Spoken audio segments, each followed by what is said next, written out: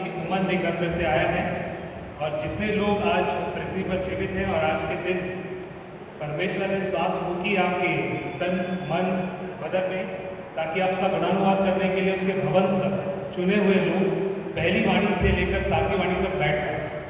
ये परमेश्वर का अनंत आशीष है आप लोगों पर कि आप लोग 2025 का गुड फ्राइडे फिर से अटेंड कर पाए हैं। कई सीनियर मेंबर्स हैं हमारे बीच में जिनकी वाणियाँ भी हमारे बीच में हैं, और जैसा कि हम 7 वाणियों पर आज बोलने वाले हैं।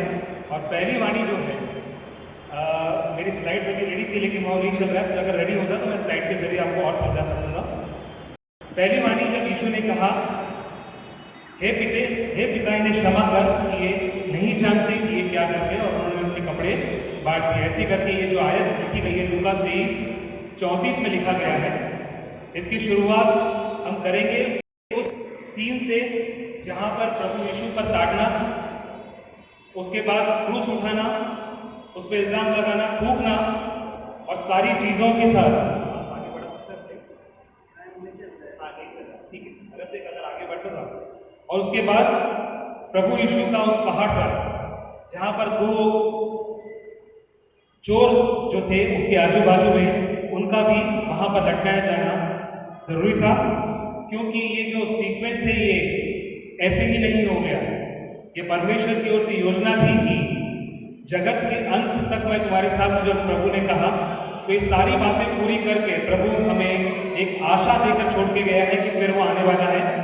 और इन 7 जो आखिरी वचन उसके क्रूस पर से लिए गए, ये हमारे लिए एक सबक, हमारे लिए एक शिक्षा और हमारे लिए एक नई उम्मीद लेकर सामने हर क्रिश्चियन बंदों के लिए, मैं ये नहीं कहूँगा क्रिश्चियन लोगों के लिए, लेकिन हर एक बंदा जो इस पृथ्वी पर है, हर एक की आशा से जुड़ा हुआ है।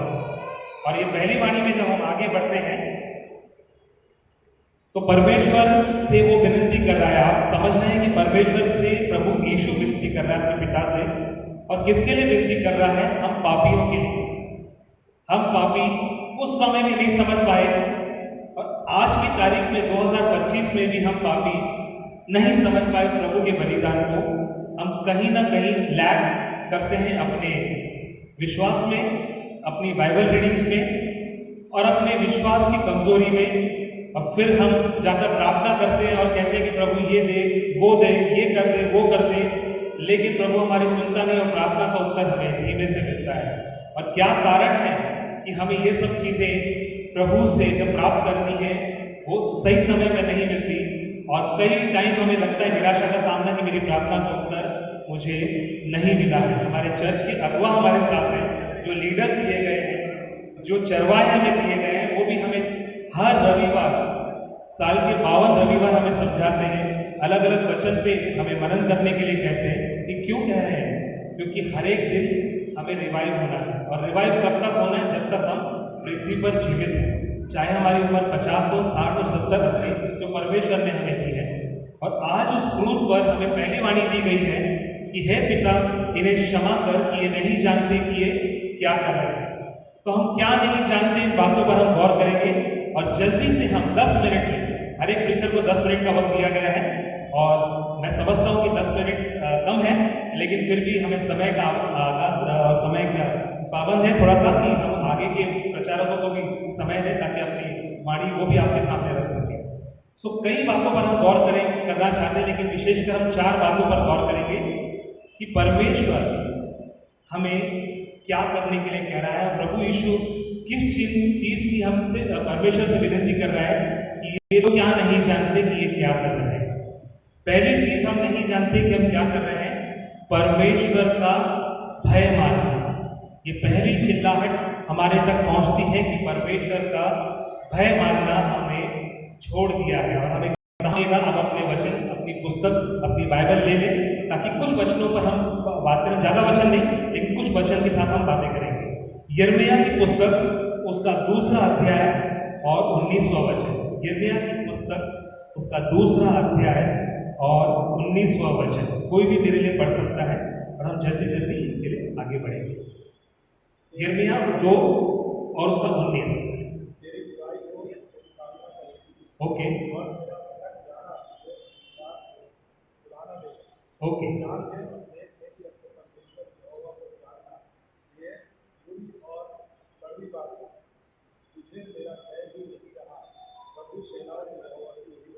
Thank you brother.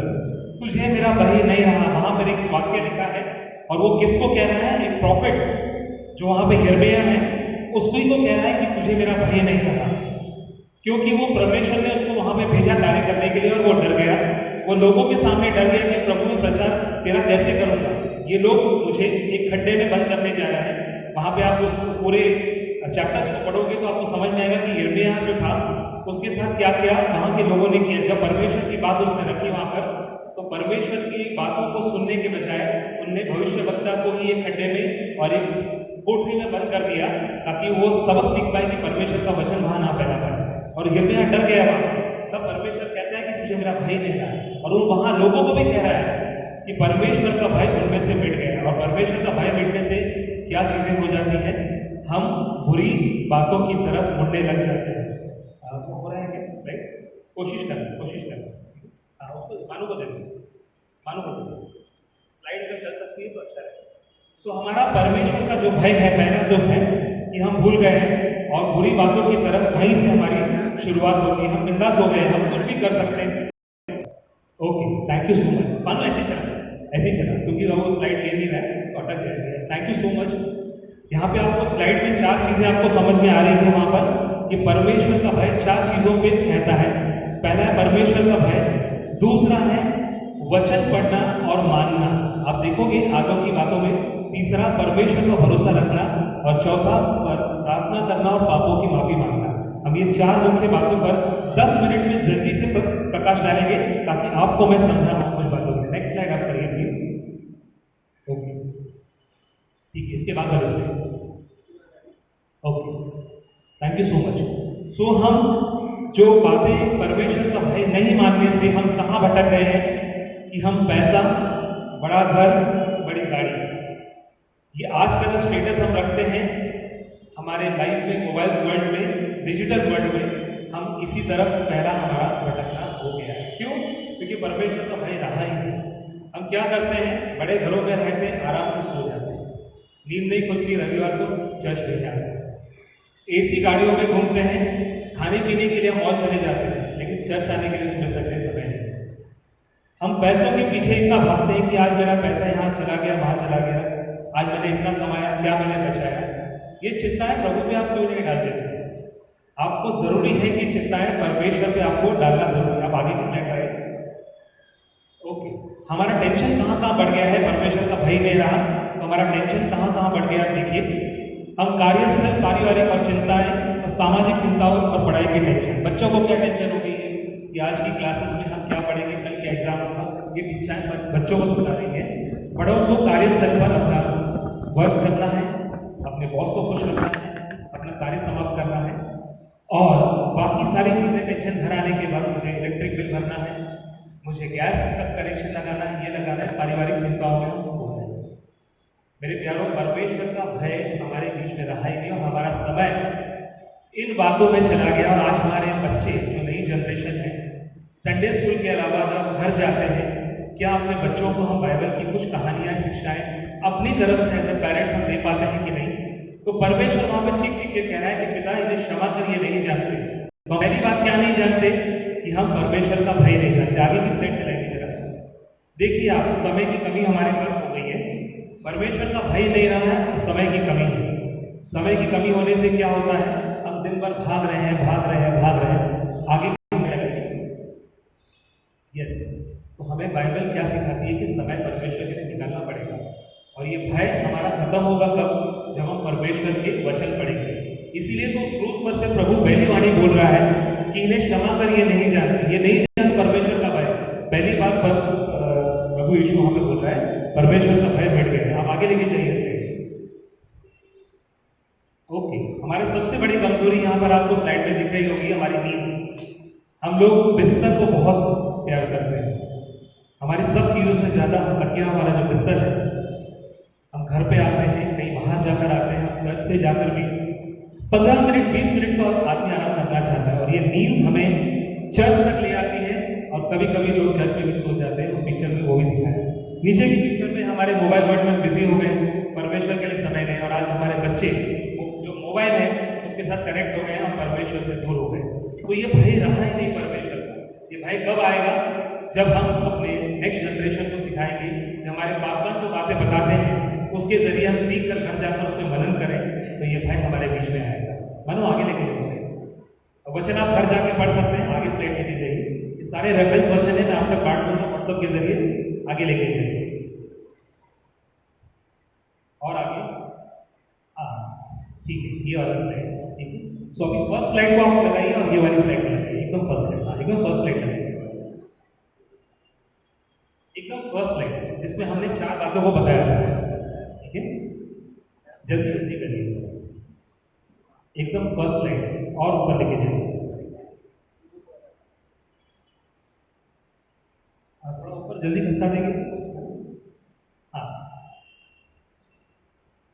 हाँ ठीक है, वो वाली स्लाइड जो सेकंड स्लाइड, यस ठीक है। सेकंड बात है वचन पढ़ना और मानना।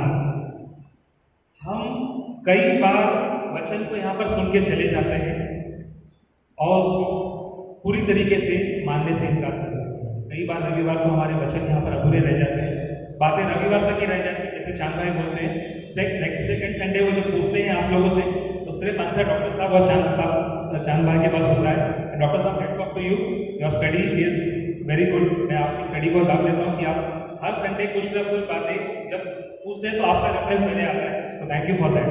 सो हम कई बातों को पीछे छोड़ जाते हैं और प्रभु यीशु उस क्रूस पे से पहली वाणी से इन्हें क्षमा कर कि ये नहीं जानते, क्या नहीं जानते, वचन पढ़ना और उसे मानना नहीं जानते। ये भी वहां पे छिप के कह रहा है। उस क्रूस पर से आज 2025 के लिए हमें ये संदेश आज मिल रहा है। पहला मिल रहा है कि हम परमेश्वर का भय मानना नहीं जानते, इन्हें क्षमा कर वो कहता है।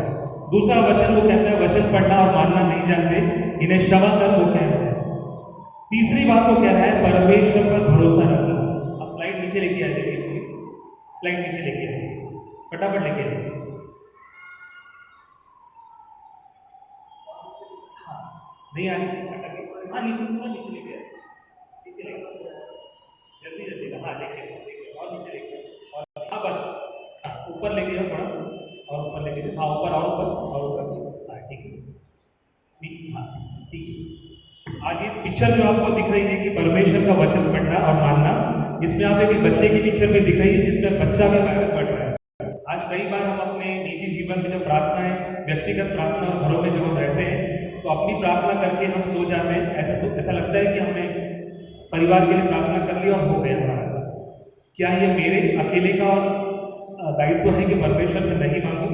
परिवार का हर सदस्य उतना ही रिस्पॉन्सिबल है वही बातों के लिए, चाहे पत्नी हो, चाहे बच्चा हो, चाहे भाई हो, चाहे बहन हो, सभी को अपना प्रार्थना का वक्त निकालना। बच्चों के हाथ में भी आप बाइबल देना जरूरी हो गया है। मैं यहाँ पे नई माँ को देखता हूँ, जब भी वो प्रार्थना करती है अपने घुटनों पर आकर की कैसी शिक्षा उसे मिली। ये पेरेंट्स को हेड्स ऑफ जाता है, पेरेंट्स को सारा क्रेडिट जाता है कि बच्चों को जो शिक्षा देनी है हम बचपन से शुरू करेंगे, तब जाकर आज दूसरों के बीच में हम मसीह लोग अलग दिख पाएंगे। आज उनके कलर और हमारे कलर सिमिलर हो गए, आज वो भी सफ़ेद है, हम भी सफ़ेद हैं, लेकिन हमारा कलर जब अलग तब दिखेगा जब हम अपने परमेश्वर से जुड़ेंगे, अपने हाव भाव को अलग करेंगे, अपनी चाल को अलग करेंगे। और इस तरह से ये जो बातें हैं यहाँ पर है, परमेश्वर के भय में पढ़ना और आगे उसकी बातों को मानना हम सीखेंगे। तीसरी स्लाइड आगे आ जाएगी, ठीक है, हाँ दबाइए। अभी आपको यहाँ पे तीसरी बात दिख रहा होगा कि परमेश्वर से प्रार्थना करना। किस तरह से प्रार्थना करना? कभी करना, सुबह करना, शाम को करना, दोपहर को करना, रात को करना। ये बातें हमारे निजी जीवन में लागू होती हैं। हम कई बार सोचते हैं कि अब मैं काम खत्म करके घर जाके प्रार्थना करूँगा, लेकिन वो समय फिर कभी नहीं आता। सोचते हैं कि मैं बिस्तर पे लिटने से पहले नहाकर प्रार्थना करूँगा, वहाँ जाते ही नींद आ जाती है, फिर हम सो जाते हैं, समय नहीं आता। ऑफिस में बॉस के बाद समय मिला, हमें थोड़ा सा चाय मिलेगा, सोचता हूँ मैं प्रार्थना करूँगा, और कलीग्स मिल जाते हैं, हम प्रार्थना करने का समय नहीं मिलता। तो आइए एकांत में जाएंगे हम अपने घरों में, कहीं ना कहीं एकांत जगह होगी आपकी, आप परमेश्वर के लिए वो जगह बनाइए, बाइबल खोलिए अपनी और पढ़ाई करिए। वहाँ पर परमेश्वर से बातें करना जरूरी है। परमेश्वर उस क्रूस से बोल रहा है कि इन्हें क्षमा कर, ये नहीं जानते, क्या नहीं जानते, बाइबल पढ़ना और उसे मानना नहीं जानते। आप पहली स्लाइड पे चले जाइए, फर्स्ट स्लाइड पे फिर से चले जाइए ऊपर की तरफ। हाँ, और चौथी बात है प्रार्थना करना और पापों की माफी मांगना। ठीक है, हमने प्रार्थना भी कर ली, हमारे जीवन में मसीहत को भी अपना लिया और सब कुछ कर लिया हमने, लेकिन हमारी प्रार्थना का उत्तर हम तक नहीं पहुंच रहा। यही कारण है कि हमने पापों की क्षमा नहीं मांगी है। आज जब हम इस वेदी पर आते हैं जब उसके लहू और बदन को हम ग्रहण करेंगे। आज 2025 का गुड फ्राइडे, आइए अपने मनों में, जब अपने स्थानों पर जब बैठे हैं और जब भी प्रार्थना का आपको समय मिलेगा, आप यहाँ पर भी अपने पापों का अंगीकार करें। मेरा विश्वास है परमेश्वर आपको शुद्ध करेगा और उस प्रभु भोज विधि में जब हम शामिल होंगे, पवित्र मन से होंगे, तो आशीष लेकर के आप घर पर जाएंगे और ईस्टर की सुबह फिर से प्रभु यीशु के जी उठने की खुशी हम मना पाएंगे। बहुत खूबसूरत वो स्लाइड है, लास्ट वाली स्लाइड आप लाइए, फटाफट लाइए, 10 मिनट के ज़्यादा समय हो रहा है, फिर से लाइए। ओके, अब ये स्लाइड आप देखिए कि इसमें हम प्रार्थना कर रहे हैं और इसमें क्या क्या दिक्कतें हमें आ गई। हमने परमेश्वर का भय मान लिया, हमने परमेश्वर से प्रार्थना कर ली, परमेश्वर से जुड़ गए, हम सब कुछ बातें हो गई और इस गुड फ्राइडे हम इस भवन में भी आ गए, सब कुछ हुआ, हमने सफेद कपड़े पहन लिए, सब कुछ हो गया। लेकिन प्रार्थना के बाद हम क्या कर रहे हैं, हमने पापों की माफी सबसे पहले मांगी अपनी प्रार्थना।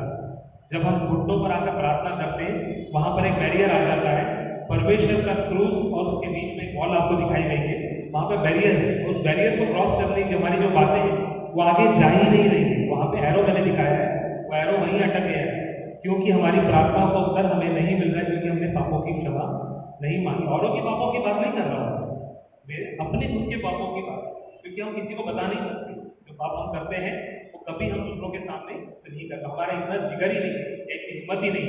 तो परमेश्वर के सामने हम वो बातें कर सकते हैं जो दूसरों के सामने नहीं, क्योंकि परमेश्वर हमें हाथ पकड़कर लेके चलने वाला परमेश्वर है। और उस क्रूस से वही पुकार कर वो कह रहा है, ये पिता इन्हें क्षमा कर, ये नहीं जानते कि पाप कर रहे हैं और क्षमा नहीं मांग रहे। दूसरी बात है, हमें हम्बल होना पड़ेगा। मैं ये चीजें छोड़नी पड़ेगी, हमें उस क्रूस के सामने आकर छोड़नी पड़ेगी। मैं ऑफिस में सरकारी बाबू हूँ, मेरे नीचे आज 10 लोग हैं, आज 20 साल मेरी सर्विस हो गई। आज मुझे लगता है कि पिक्चरों में जो दिखाते हैं सरकारी बाबू 20 लोग कमांड कर रहा है, मेरी हालत हुआ, लेकिन मुझे हम्बल बनना पड़ेगा। मैंने अगर अपनी सरकारी जो अहदा है मेरा दिया गया है फोरमैन का, अगर मैंने वहां पे अपनी दिखा कि परमेश्वर के सामने मैं क्या जाऊँगा, 10 लोग मेरे अंडर में है, लेकिन किस तरह से परमेश्वर के वचनों के साथ उनको लेके चल रहा है। और यकीन मानिए वो एक भी ईसाई नहीं है मेरे बीच में जो काम करते हैं, उनको परमेश्वर का वचन मुझे रखना है। रोज मैं उनसे बहस करता हूँ इस बारे में और मेरी रोज जंग होती है उनसे, लेकिन मेरा विश्वास है कि 3 जनों ने बाइबल मांगी है, मराठी की बाइबल मांगी है, ये परमेश्वर का वचन उन तक पहुंचाने का जरिया था और परमेश्वर ने रास्ता खोला है। आज वो मराठी बाइबल पढ़ेंगे, शायद हो सकता है परमेश्वर की तरफ 3 जिंदगियां फिर से आ जाए। तो आपको नम्र बनना पड़ेगा। आज एक गौरव बेटन यहाँ पे खड़ा है लेक्चर देने के लिए, सेक्रेटरी बनकर, दैट इज नथिंग। मैं एक इंसान ही हूँ सर, मेरे को एक पद दिया गया है ताकि परमेश्वर की रिस्पॉन्सिबिलिटी को मैं करूँ, और ये मैं को छोड़कर हम सबको साथ लेके मुझे चलना पड़ेगा। मुझे ही नहीं, और भी कमेटी मेंबर्स हैं और जो पासवान हैं और भी चर्च की कलीसिया हैं, जब तक हम नम्र नहीं होंगे, एक दूसरे को समझ नहीं पाएंगे, तब तक हम परमेश्वर का वचन अपने और दूसरों तक नहीं पहुंचा पाएंगे। और तीसरी बात है कि जब प्रार्थना करें तो अपने घुटनों पर आकर करें। कहीं भी बाइबल में ऐसा जबरदस्ती नहीं लिखा गया, लेकिन मेरा मानना है कई जगहों पर मैंने देखा है और कई रेफरेंसेस देखे कि जब लोग घुटनों पर आकर प्रार्थना करते हैं, अपने सरों को झुकाते हैं, तो परमेश्वर आपकी दुआ जरूर कबूल करता है। वो जानता है कि मेरा बंदा मेरे पास आया है, और अपने घुटनों के बल वो आकर, जब आप बाइबल पढ़ेंगे, रोमन्स की एक आयत है तो कि हर एक जबान कबूल करेगी और एक घुटना झुकेगा। कब झुकेगा? जब प्रभु यीशु का नाम इस पृथ्वी के ऊपर लिया जाएगा। सचमुच वो महान आयत जो है मैंने अपने कंप्यूटर स्क्रीन पर रखी है, और आने जाने वाला हर व्यक्ति उस कंप्यूटर स्क्रीन को देखता है। आज डिजिटल वर्ल्ड से मैं आपको जोड़ रहा हूँ, क्योंकि हमारी भाषा भी यही हो गई। हम जब बोलते हैं, सुनते हैं, लोग कभी कभी सोच जाते हैं, बोल हो जाते, नहीं सुन पाते, लेकिन डिजिटल वर्ल्ड से जुड़ना हमारे लिए बहुत जरूरी है। तो आइए फिर हम ये 4 बातों को ध्यान रखें। पहली स्लाइड पर जाएंगे, मैं जल्दी से खत्म करूंगा अपना वाक्य, क्योंकि 10 मिनट हो गए हैं। आपको 7 वाणियों पर मैं ले चलूंगा वापस से, नहीं पहली वाणी, सेकंड वाणी। ओके, इसमें 4 बातों को हमें ध्यान रखना है कि प्रभु यीशु की पहली वाणी हमें खुद से पुकार कर कह रही है कि पिता इन्हें क्षमा कर, ये नहीं जानते कि परमेश्वर का भय मानना, वचन पढ़ना और उसको मानना, परमेश्वर का भरोसा रखना, प्रार्थना करना और पापों को माफी मांगना। ये 4 बातों को हमारे जीवन में वो परमेश्वर से मांग रहा है। और जब हम ये 4 बातों को पूरा कर देंगे, सचमुच जो सलीबी मौत पे जब प्रभु ने हमारे पापों को ले लिया, उसको हमारे पापों के लिए वो जब शहीद हो गया, तो मालूम पड़ेगा प्रभु ने कितनी ताड़ना सही। और वो मैं पापी था कि मेरे पाप वहां पर दिख रहे हैं, लेकिन हमें इस बात की भी खुशी है कि प्रभु ने हमें मन फिराने का मौका दिया। और मन कब फिराएंगे आप? हो सकता है इस गुड फ्राइडे के बाद आप फिरा लें, हो सकता है ईस्टर की सुबह आप फिरा लें, और 2025 नया जीवन लेकर इस कलीसिया में अगले रविवार जब हम आएंगे तो इन वचनों को ध्यान रखकर आएंगे।